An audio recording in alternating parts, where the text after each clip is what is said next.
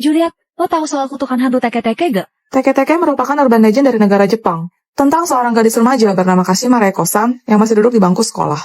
Hah? Karena sifatnya yang pendiam, Kashima kurang disukai oleh teman-temannya, sehingga ia pun sampai salah seorang dari mereka meletakkan seekor jangkrik di atas pundak Kashima. Iseng banget sih. Kashima yang panik berusaha menyingkirkan jangkrik tersebut. Lalu tanpa sengaja, ia terjatuh ke atas rel kereta api yang segera menyambar dan melindasnya hingga tewas. Astaga. Badannya seketika terbelah menjadi 2 bagian. Itulah alasannya mengapa arwahnya penuh dengan rasa dendam. Ada. Sosok teke-teke digambarkan merangkak dengan menyeret bagian atas tubuhnya menggunakan siku. Di tangannya, ia menggenggam sebilah sabit tajam. Teke-teke sendiri diambil dari suara yang dihasilkan saat ia bergerak. Terus kutukannya? Konon katanya, dalam sebulan, siapapun yang mendengarkan cerita ini akan didatangi oleh hantu teke-teke. Patong. Terus kenapa lo tentang ke gue dah? Ini yang penting, waktu kamu bertemu teke-teke, jangan lari. Karena ia bisa mengejarmu dengan cepat. Sekalinya kamu tertangkap, ia akan menghabisimu. Tenanglah. Dan saat dia bertanya di mana kakinya berada, jawablah di rel kereta Meishin. Ingat, jangan sampai salah.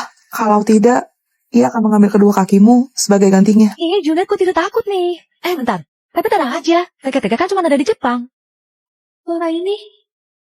Jangan-jangan. Anak-anak, Mama sama Papa pergi dulu. Kalian baik-baik ya di rumah. Yuk, nanti telat loh. Elliot, jagain adek kamu ya. Acara cuma sebentar doang kok. Siap, Mama. Kok Jalo bosen. Iya nih. Gimana kalau kita main ke taman? Tapi tadi kan Mama bilang. Kita diam-diam aja kok. Hai, yuk kita main petak umpet yuk. Ayo. Hom pimpa alayum. Gambreng. Elliot yang jaga, hitung sampai 30 ya. Grace ketemu. Yah, ketahuan. Sekarang tinggal Cello. Udah maghrib ya? Gawat, aku harus pulang sebelum papa mamaku sampai rumah.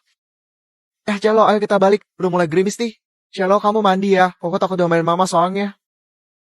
Elliot, kamu tadi main keluar ya? Batang, ketahuan. Ngaku. Enggak kok, Ma. Alah, jangan bohong kamu. Adek kamu kenapa kamu tinggalin sendirian di taman? Mana sampai basah kehujanan begini? Kalau sakit gimana?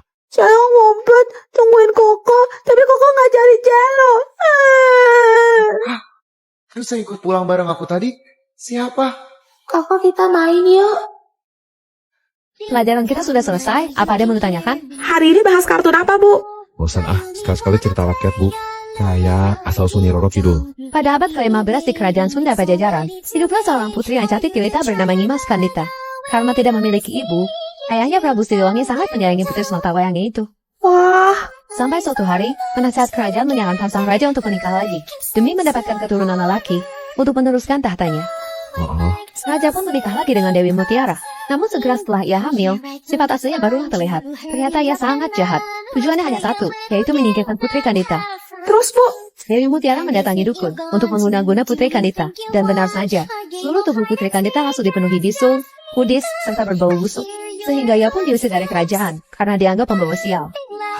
Kira setelah 7 hari 7 malam Putri Kandita berjalan tanpa arah, ia sampai di Samudra Selatan.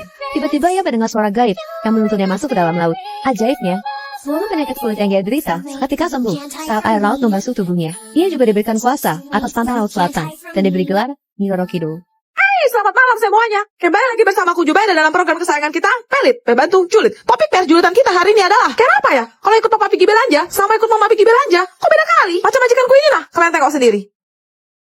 Ini berapa, Bang? Itu impor, Pak. Harganya agak mahal, 500.000. Tolong size M ya. Siap. Wih, keren. Piu, piu, piu. Piu, piu, piu. Pak, aku mau ini. Sama sekalian mainan punya anak saya tuh, Mas. Totalnya jadi 700.000 ya, Pak. Terima kasih, datang kembali ya, Pak. Mama, aku mau balon. Nanti aja di depan, kan ada yang gratis. Yang ini berapa, Bang? 200.000, Bu. Wih, Ma, aku mau ini dong. Sekarang nggak ada, Mama nggak bawa duit. Mama pelit. Pasnya berapa, Bang? Ya udah, saya kasih Ibu 190 deh, gimana? Ih, kasih diskon kok cuma ceban. Saya udah langganan lama loh, Bang, di sini. Sejak kapan? Perasaan gak pernah liatin Ibu beli di mari dah. Udahlah, 50.000, bungkus ya. Buset dah, Bu, nawarnya. Maaf, Bu, gak bisa. Ya udah, saya ke toko sebelah aja. Ya monggo, silahkan. Loh, kok masih nahan saya sih? Saya mau pergi loh ini. Lagian Ibu nawar gak pakai otak. Kurangin dikit lah, Bang. Dipikir gak pakai modal. Ini mah gocap dapat. Tuh, lah, mau makan apa saya? Pokoknya gocap. Sumpah, malu banget.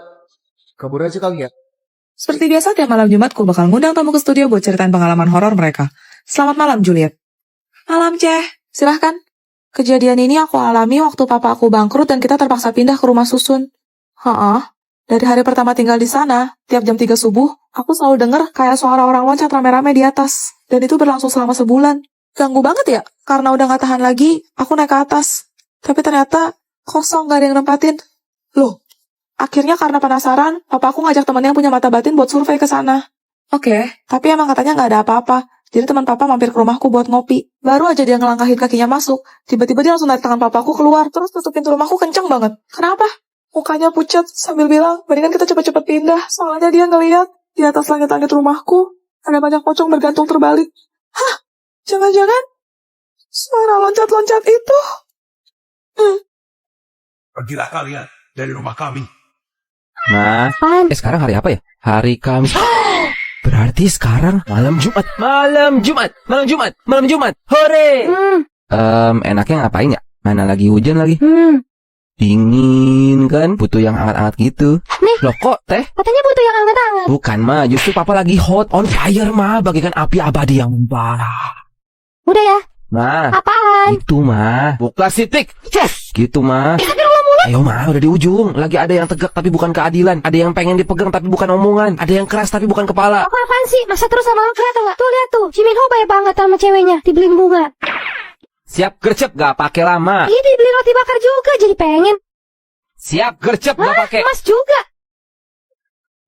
Udah ya ma, tekor. Lah ini apa? Hadiah buat mama, biar mama seneng. Serius pak? Serius dong, apa sih yang enggak buat mama sweetie-sweetie papa. Jadi, skuy, Lagi tanggal merah pak?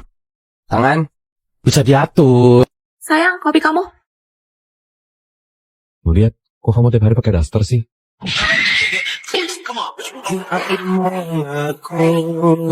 Sayang padamu, mengapa aku, mengapa putusan diriku, untuk ada nenekku, bilang kepadaku, bahwa bila gugur satu, akan tumbuh 10.000.